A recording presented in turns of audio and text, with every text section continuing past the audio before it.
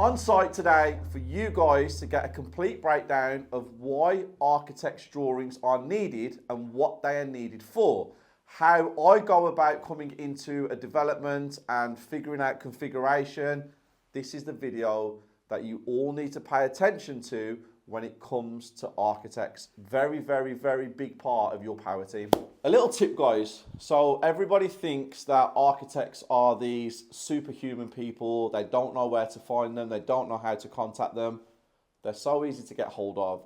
Go on Google, type in architect in the area that you need, go onto the planning portal, have a look at who's put submissions on the planning portal, who's been accepted, get the name of the architects, speak to people like me. I will tell you what architects I use or what architects I've used in the past. And again, word of mouth. Getting an architect is not difficult whatsoever. So first things first, you come onto the site and you decide what walls or what internal structures you want to demolish, what you want to add, if you want to remove any chimney breasts, anything you want to do, you make those decisions and then you contact your architect who meets you on site. Once your architect is here, you walk around the property and you point out all the things that you want to do, i.e. chimney breast, walls, any structures that you want changing and any extensions that you want adding, you need to tell your architect at this point. So once you've told your architect what needs to be done and you say that you want this wall removed to create space, it's the architect's job to make sure that this can be done safely and securely, and they will speak to a structural engineer to get the calculations of what is needed to replace load-bearing walls. Now, a load-bearing wall is a wall that is solid and it holds the weight of the upstairs so it doesn't collapse. That is a load-bearing wall. Now, when you have a wall that you knock and it's hollow, you know that that's not a load-bearing wall. So when that's removed, you don't need anything above it to support it. These walls definitely need supporting. And an architect will speak to a structural engineer and they will come up with the drawings and the calculations to do this safely and correctly. Your architect will also liaise with your structural engineer about knocking out chimney breasts because you will need support for when you knock these out, like gallows brackets, etc., etc. I will do a whole breakdown on gallows brackets and steels later on in the university for you guys. But another thing that an architect will help you with is the party wall agreements. So if you're in a terraced house, a semi-detached house, you must serve notice of what works you intend to do to the neighbour or neighbours. And a party wall agreement is something that will get signed by both parties and agree to the works that need to be carried out. Little tip. If the neighbour refuses to sign the party wall agreement and wants to get a specialist out to make sure what you're doing is correct, you have to pay for it. The 52-week course is here. The best property education course ever created in the entire UK. It has been brought to you by me, an active property developer. 52 weeks of learning.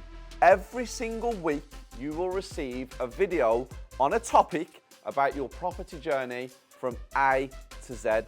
Once a month, you get to meet up with me and come around my sites. And then on top of that, you get a monthly Zoom directly with me and the group to ask any questions that you guys need answers to. 52 weeks of the best property education in the UK today.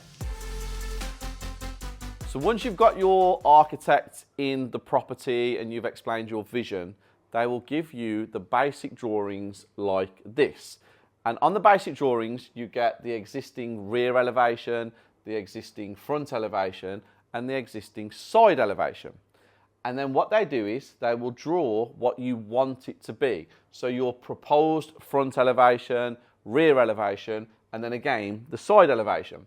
So this is your basic drawings that you will be given by your architect. You will also get ground floor plans, first floor, second floor, or however many floors you've got in there and however it's laid out, like this. So you will see your kitchen, your lounge, or your bedrooms, your bathrooms, your studies.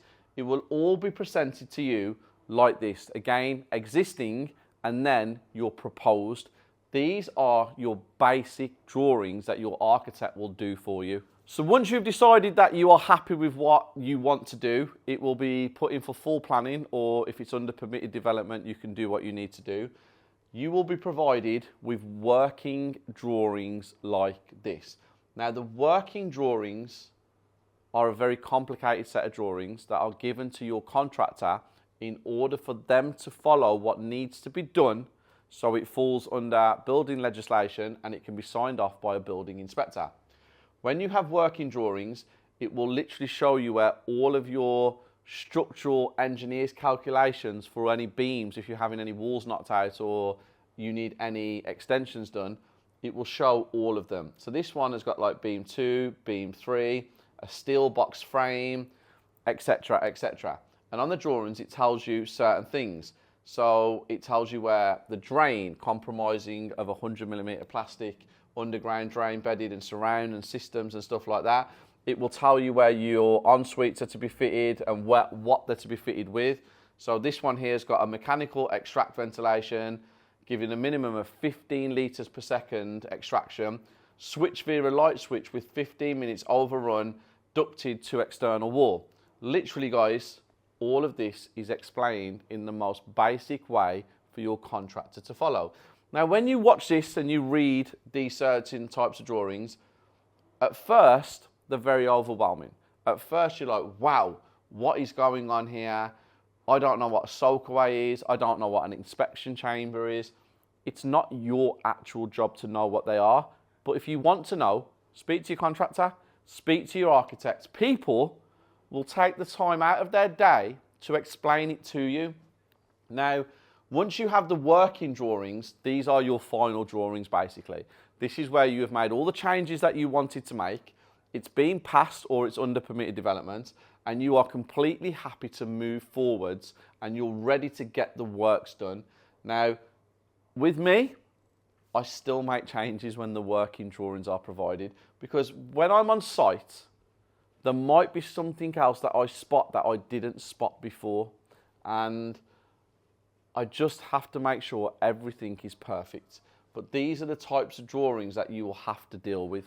A little bit of a bonus for you guys. I know this is a structural drawings section of the university, but this is a drawing of a Howden's kitchen, and it shows you where all the appliances are, what size units are being used in this, the island, where the doors open, certain measurements that are on there.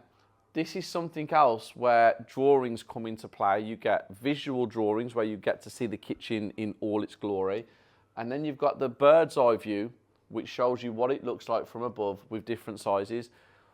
Getting used to drawings is a key component to the property world, because you don't have to know what everything means, but just having a basic understanding of it will make you comfortable when you're talking to your project managers, when you're talking to your contractors, when you're going to order materials, when you know the height and the width of cupboards, when you know the standard height and width of French doors, windows and stuff. Now, yes, there are a vast array of different sizes, but there are also standardized sizes. So just getting to know and understanding, again, is going to give you so much power in the future. So there you have it, guys. Your architect will provide you with the drawings, any planning applications, help you with your structural engineers, help you with your party wall agreements, and now you're ready to move forward with your development.